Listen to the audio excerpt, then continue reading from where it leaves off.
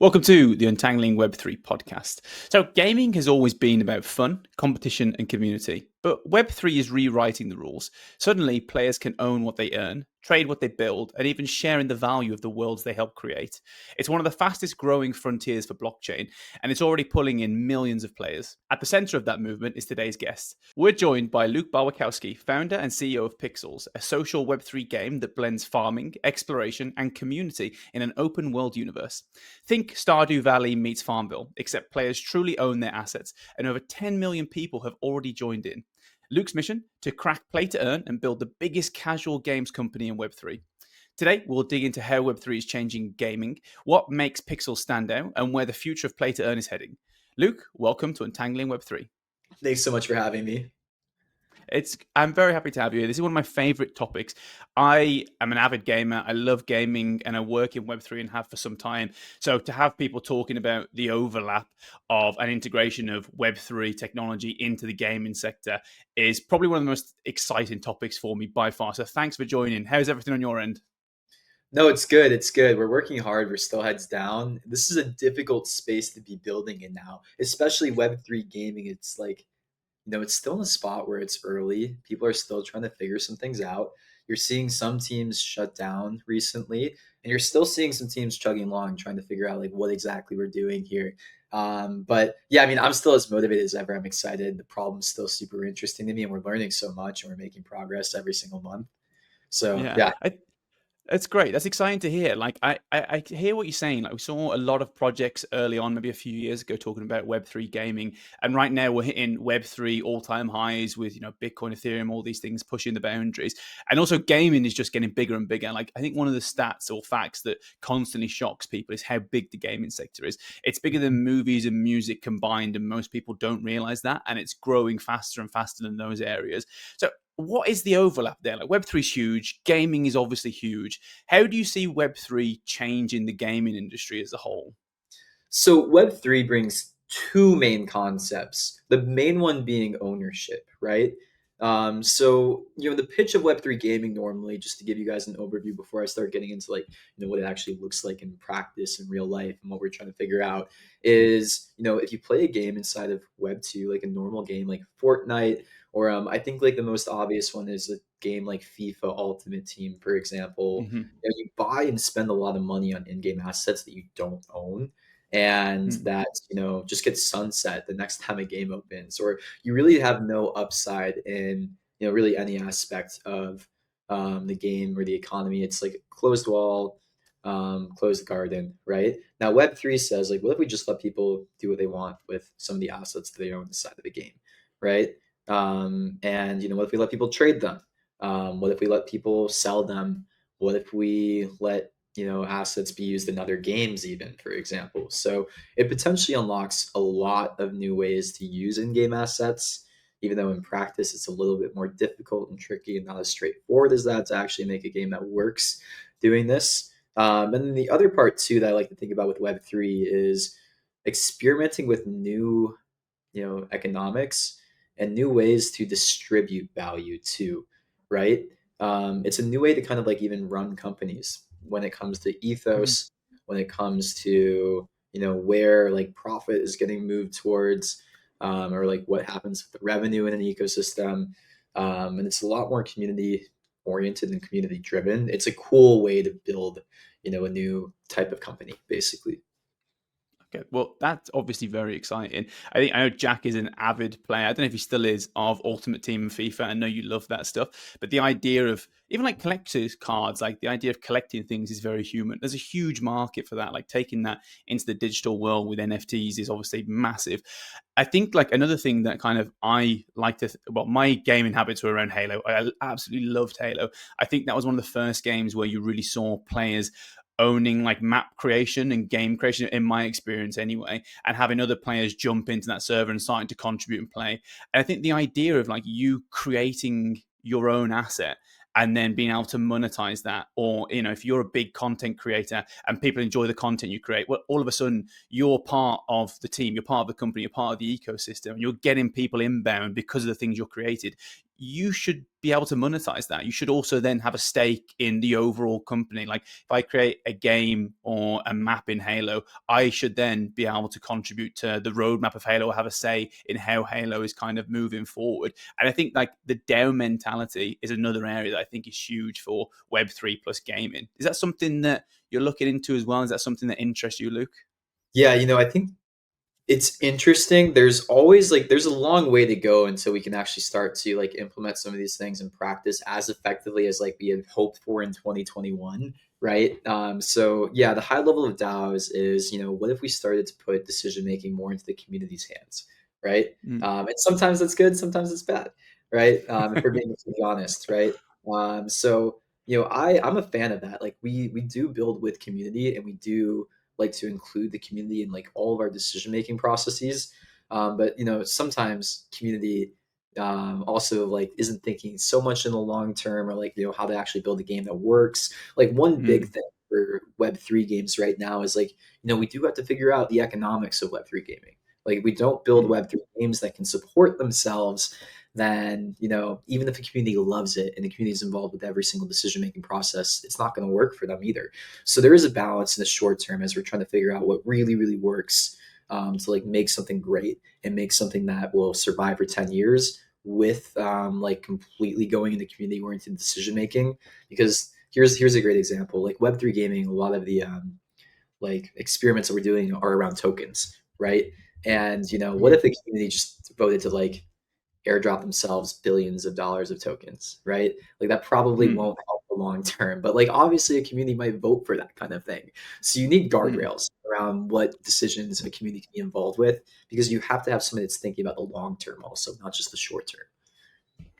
Yeah, that's really interesting. I think the community aspect is such a evolving dimension of Web3 gaming, because you're right. When you mentioned Ultimate Team, as Alex said, my ears pricked up, because that's the example I have always used when talking about Web3 and gaming. Partly because I remember vividly, not the fact just that I was spending so much money every year on the same kind of players and things, and you couldn't take it from one game to the next, but also I remember there being a kind of a pseudo secondary market for these things, right? But it wasn't exactly regulated. It was just kind of, people, willing to trade coins or players that they'd earned. But it was, it's a bit of a gray area, right? And you're not always guaranteed to do things. Whereas Web3 obviously is offering lots of the tools to do that in a much more secure, transparent way. I'm curious, do you have any, because we were talking about lots of the, in principle, good stuff about how Web3 can be used for, gaming. Now in 2025, what are some of the kind of best examples you've seen of that in practice? So obviously, as you said, not always has it gone well. There's been plenty of examples where I think, probably more examples of failings than the good. But what do you think are kind of the gold standard model for Web3 gaming that you've seen in the market? Well, here's one of those features that immediately pops out to people as like, wow, this makes sense to me. This is why Web3 gaming is cool. Is when you go and play Pixels for the first time, you'll see immediately when you walk into the game that there's hundreds of different skins supported, right? Actually, Mm. thousands.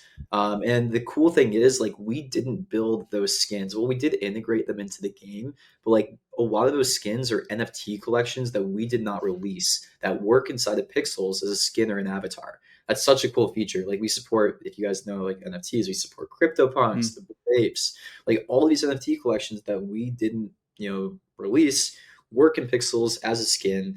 It was really great marketing, and Web3 allows us to do that. Like we can see if somebody owns this skin, we check, and then we let them walk around as that actual skin of their NFT. That's a really cool type of feature, right? That's kind of only possible with Yeah. Web3.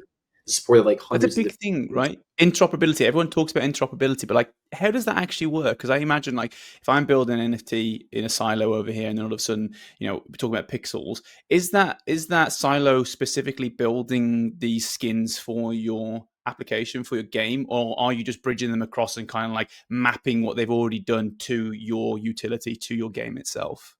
Yeah, so I love interoperability. It's a fun feature to add, right? That just makes a lot of sense. And if you're trying to build the Web3 ethos, I think it's a good one.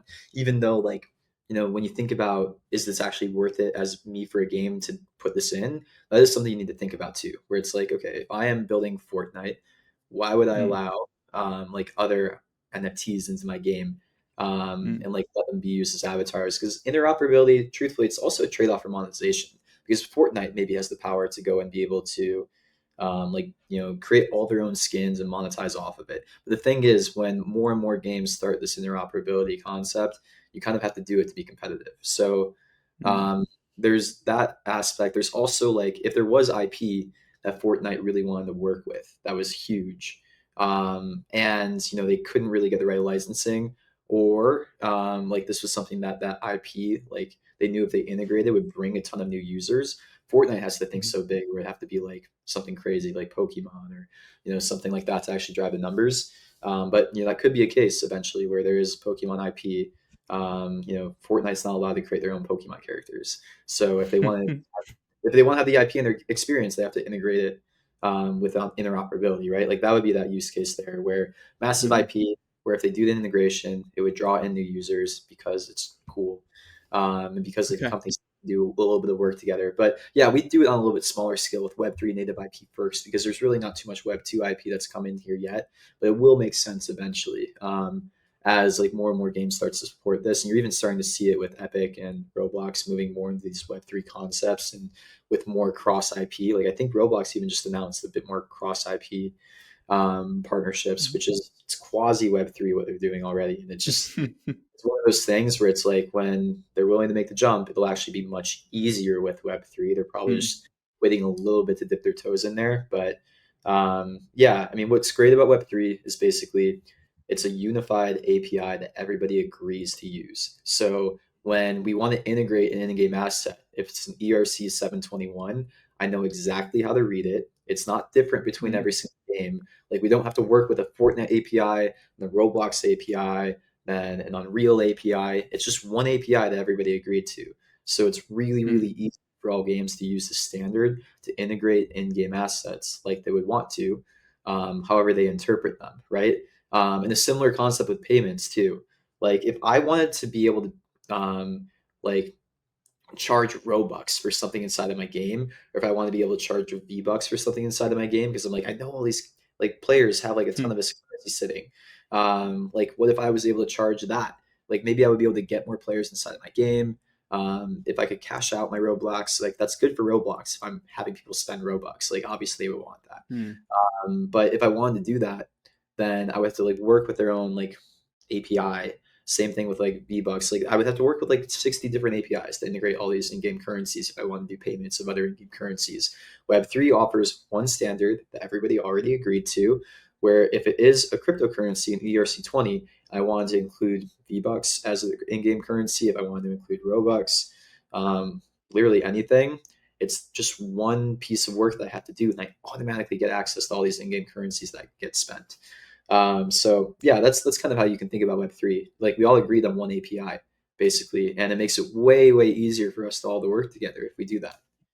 Today's episode is sponsored by the VeChain Foundation.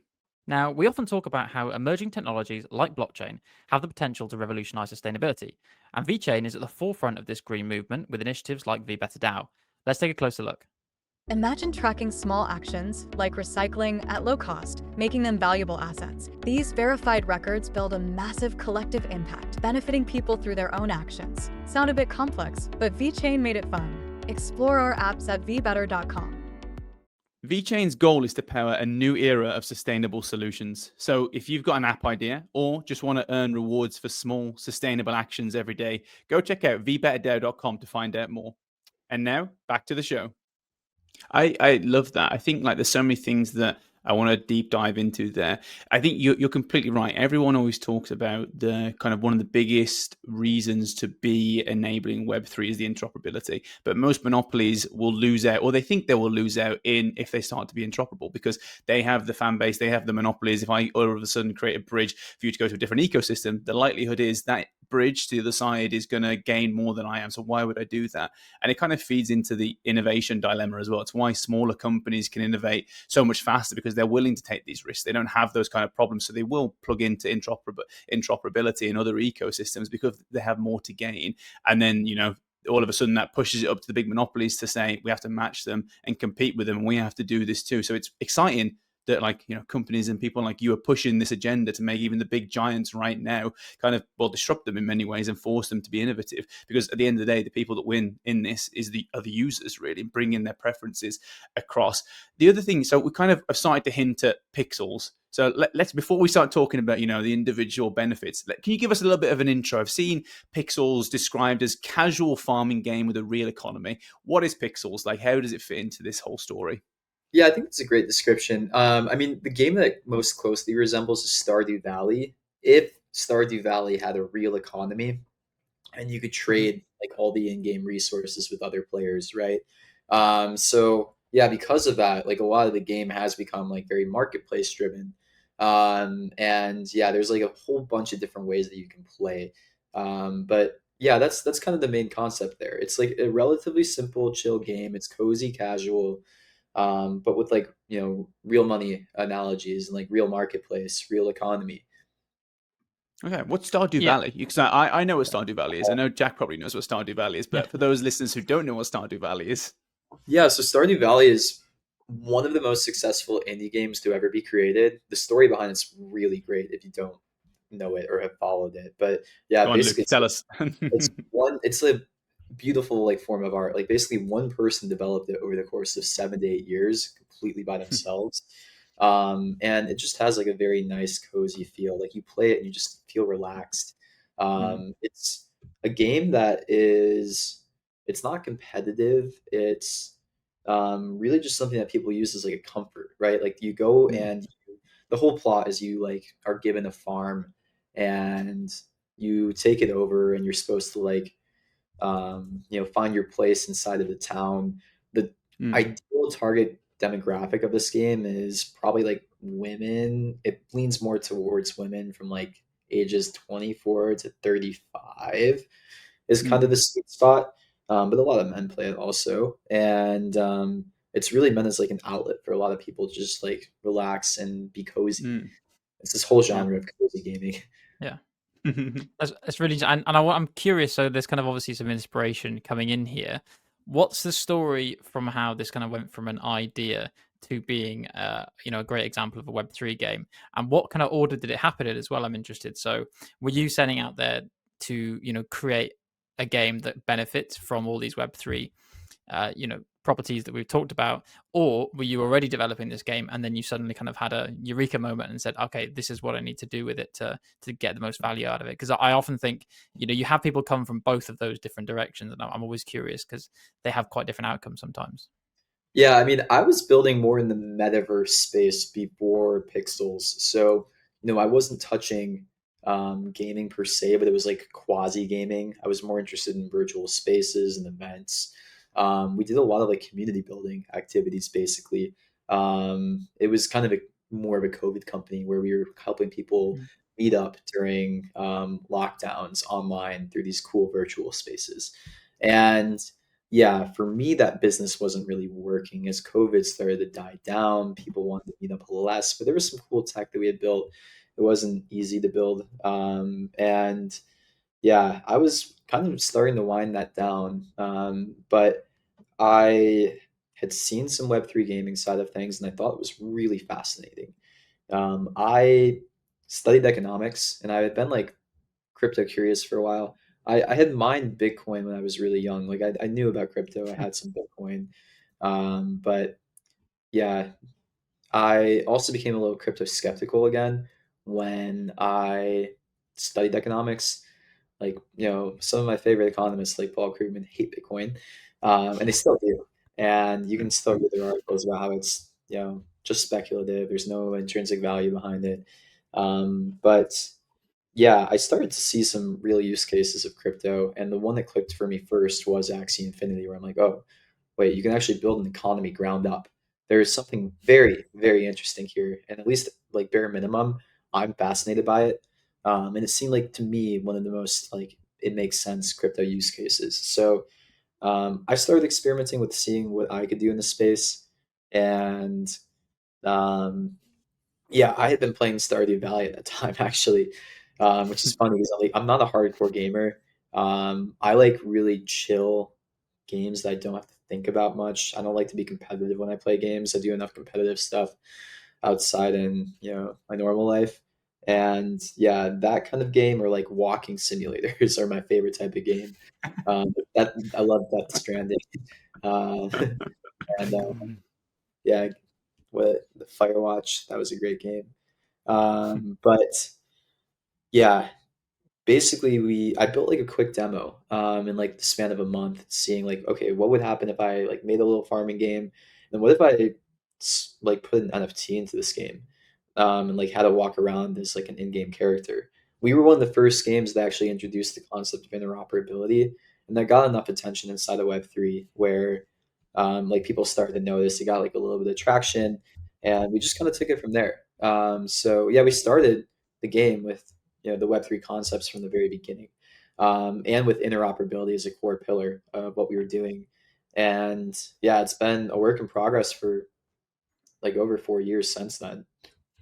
Wow. Yeah, that's a really interesting story. I think I didn't appreciate that you had a kind of economics background, so that probably puts you in a good place to think about the economics of your game as well. And also, I think it's probably good to have a healthy level of kind of crypto skepticism. I think that'll align you quite nicely with Alec and myself. It's not we're not just all guns blazing into everything in crypto. There's a lot of skepticism to be had out there. But yeah, so given all that, I'm curious. Could you describe the current kind of state of the economics side of Pixels then, and how did you kind of formulate that idea as well, given your background? Yeah, so a lot of what we're working on at Pixels right now is this concept of play to earn or reward to play, right? I'm a really, really big fan of incentive design and figuring out how you can make a game add in aspects of real money into its core loop while still being profitable. Like the concept that we're really focused on right now is of play to earn. And essentially, the thesis is, you know, many people are not aware if you're not familiar with gaming, but the games industry is not in a good spot right now. It does generate a lot of revenue on the top line.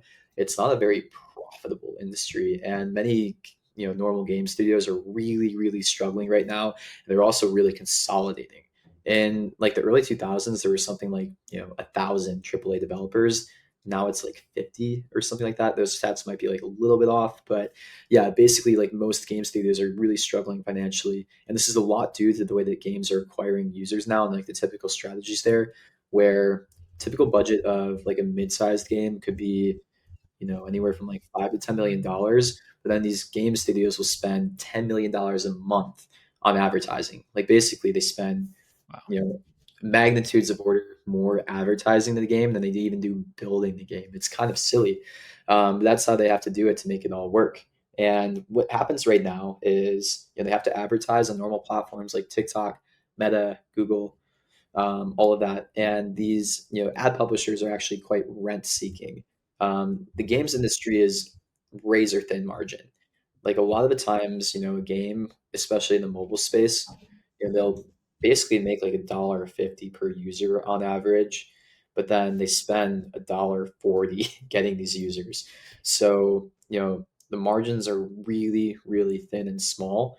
And these ad platforms, anytime there's some breakthrough from these game companies with like figuring out how to monetize better or get like lower user acquisition cost, they'll just raise the rents and make it so that's even more expensive to acquire a user because their rents basically. So our thesis is, can we grow a game without even having to go through these ad platforms? If I wanted to spend $1 growing my game, what if instead of putting $1 into ads, I gave that dollar directly to a user? Can I still grow a game that way? And there's so much nuance behind that, but that's kind of the key thing that we're trying to figure out. Essentially, what we're working on is a lot of tech around reward attribution. Essentially, when I give a specific type of person a reward for a specific type of action, what does that do for the ecosystem, and how does that come back into the ecosystem in terms of profitability? So ideally, in a great scenario, is if we give out $1 of rewards, there's $1.50 coming back into the ecosystem and spend, right?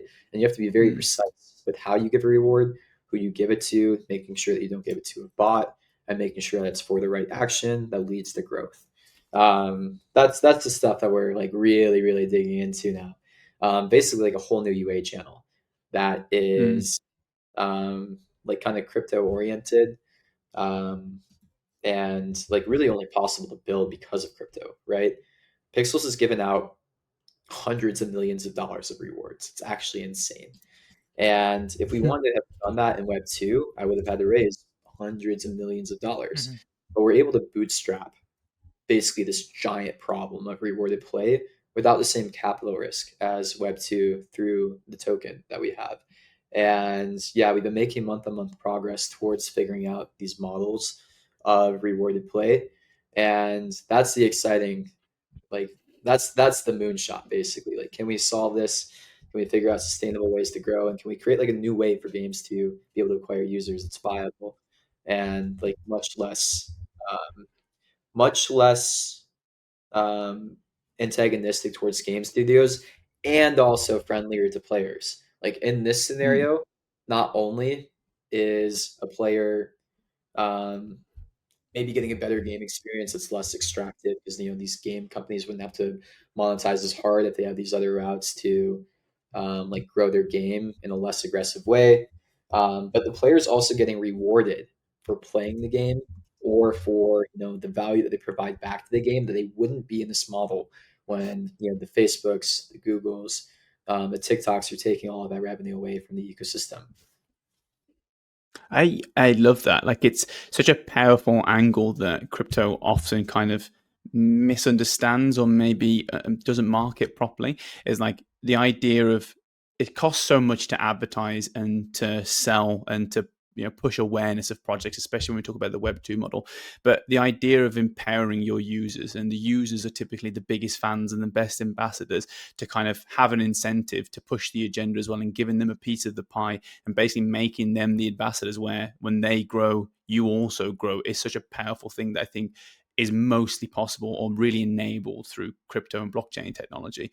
Like, we like to take the piss out of meme coins and all this kind of stuff, and there's lots of reasons why we should. But you look at things like Dogecoin, like that is only possible in crypto. Like, to go from a joke project where there's some people just sending gifs around about a dog to $1 billion network that is now competed with like the top 10 networks is only possible with crypto because of this idea of community participation, everyone being empowered and becoming the ambassadors of the network. I think it's epic to say like to see that you are pushing that in your game and the ecosystem.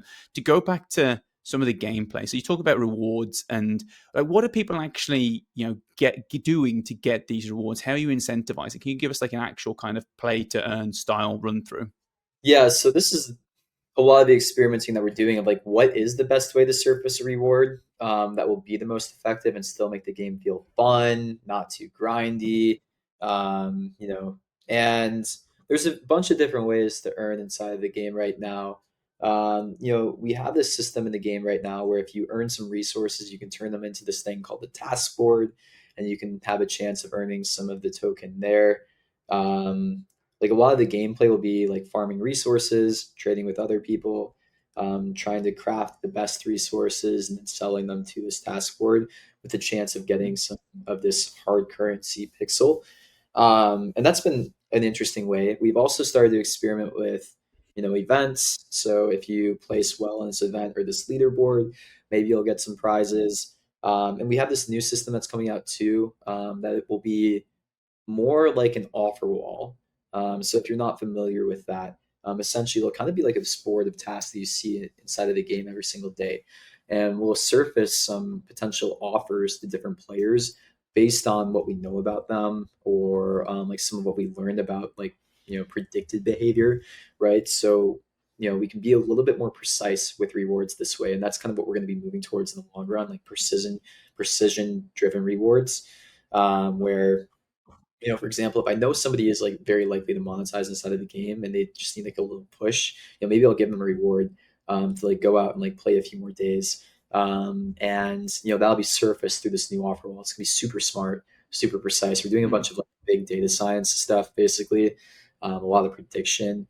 It kind of looks like what some of the ad tech will look like in Web 2, right? Where you know they do a bunch of things called segmentation, where they kind of like group users together based on similar behaviors, or like a good example would be a segment like you know yoga moms would be a segment that some people advertise sometimes, or Roblox players of a certain age group. Like we do a lot of that categorization now, and different segments you advertise to or give rewards to behave and react very differently inside of the game. Or maybe some users are better to offer a reward to for like sharing because they're like very motivated to go and share to get that reward. Maybe some users are better to offer a reward to like stay inside of the game because that they might like churn or something like that as well.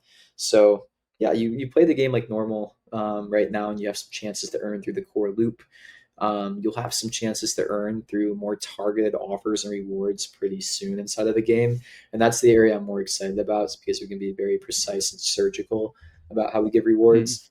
And then there's also other games inside of the Pixels ecosystem too that you can earn and spend in as well. We've been doing a lot of publishing. So there's 5 games right now that you can go and earn or spend pixel in that are all very different too, which is fun. Like there's another MMO. There's one where you have to kind of like risk to earn a little bit. We've been partnered with this game called Sleep It Gotchi, where you can sleep to earn. Mm. So yeah, we're running a Wow. ton of different experiments on what's the most effective, basically. Yeah, that leads me on to exactly what my kind of next question was going to be. Is I'm curious. You're at the center of effectively quite a big experiment here, right? Kind of almost like a social experiment. And I've always been of the opinion that the gamers and people who game on a regular basis are probably the most well primed to enter the world of Web3, right? Because Web3, a lot of Web3 has become about gamifying, X, Y, Z, right? Whatever it might be. Well, gamers, you don't need to convince to be gamified because they're already doing that. They're already enjoying that. I'm kind of curious to ask then how receptive are your users being to this, and do you have any idea of the kind of split between people who play the game for the first time and are experiencing Web3 for the first time versus people who are coming in as kind of Web3 natives, just because they want to use these kind of same avenues as before? Because that breakdown would be kind of really fascinating for me. Yeah, I mean, anecdotally, what I can say is most of the users that have played Pixels, and we've had about 10 million registered users, were either crypto native or referred very closely from a crypto native friend, right? So the interesting part is that was our initial go to market strategy. Also, like go after the people that are familiar with crypto. Like don't worry about like trying to onboard new people into crypto. We thought the crypto market was big enough to do that. And now what I'll say is like I think we've kind of tapped out on more of the crypto native market. And I think for us, for the next stage of growth, we can't have crypto be the barrier to allowing people to enjoy these crypto experiences, right? Mm. So I'm a really big fan of what crypto can unlock for the back end.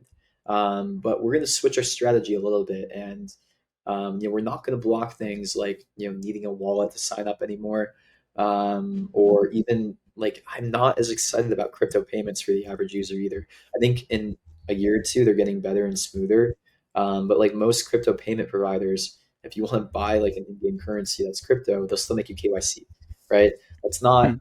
that's not viable. You can't have people KYC to make a payment inside of the game. Like I think what people don't understand about gaming is like it's so hyper optimized where they'll look at literally every single second that you spend on the screen, and if you spend 5 seconds longer on the screen, they like send an entire team to look at why so many people are getting stuck on the screen.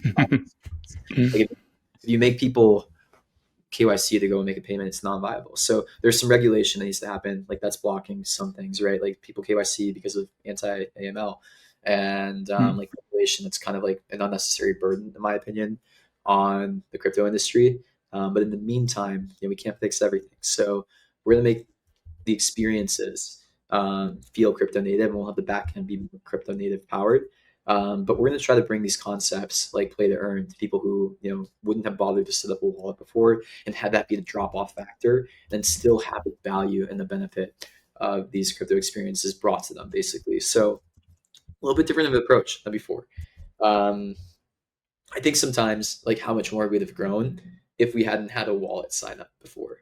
Now we did onboard a lot of people into crypto. Like you can go and cross like a lot of Web3 and know that like a lot of people came into Web3 because of Pixels and because of Axie. Like we Mhm. together have brought in millions of users into Web3 for the first time, and not many people can say that, which is great. But think about how many more users we all have had if like the experience had been a little bit more mature in those stages also. And then I will say there are some companies that are making it better, like Privy that just got recently acquired by Stripe. Really like them. They made signing up for a crypto wallet easier, but there's still work to go there too.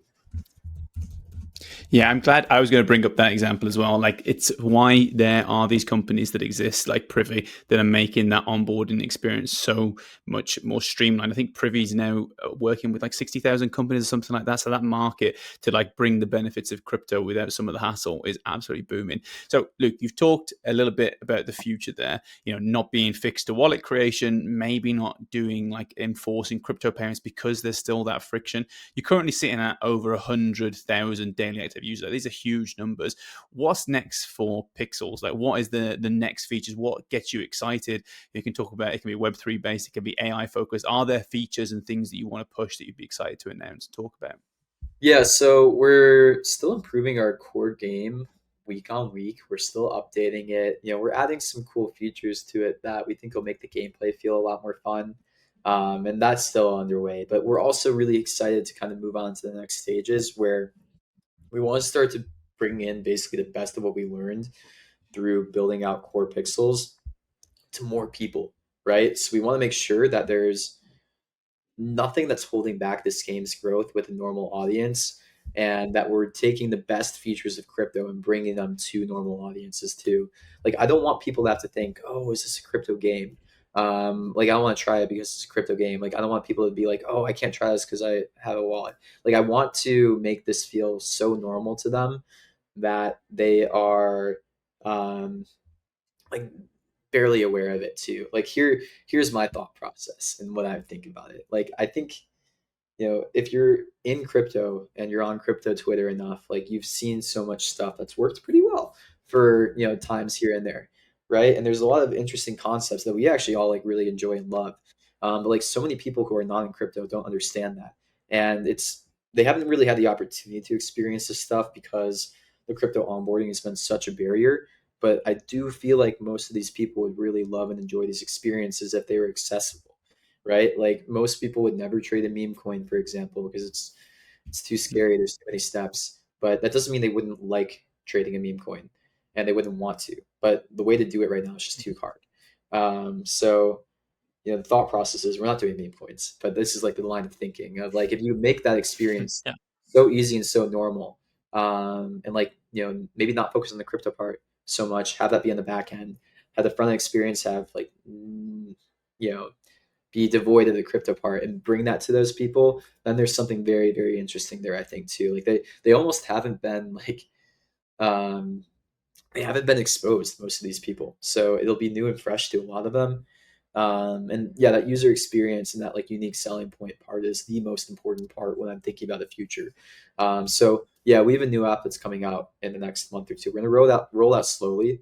And this is going to be kind of the thesis, like, bring in all the best concepts that we learned with core pixels and make it so digestible for normal audiences. Yeah, that's such an important point, I think, that you've touched on there, because I 100% agree that the crypto community, for want of a better term, the kind of global set of people who get crypto, let's say, and everything we've talked about. I think a lot of us can kind of need to take a step back sometimes, and we don't appreciate. Okay, we know there's something really good going on here. But we kind of treat it like it's self-evident, right? And we're not kind of good at getting that message out there, because I agree. I think a lot of people, we're all just human beings. If there's a big group of us that already like these things for a very solid reason, I think there's no reason we can't extend and extrapolate that out to a much larger portion of the world. So yeah, Luke, I'm really glad that you're on that mission. I love that thesis for the future. And yeah, thank you, Luke, for joining us on the show to share everything about Pixel. If you want to find out more about Pixel or start playing, you can just find the links in the description. But yeah, Luke, thanks for joining us. We hope it won't be the last time we have you on the show. And to our audience, thank you for listening. And you can join us next time to untangle a little more Web3.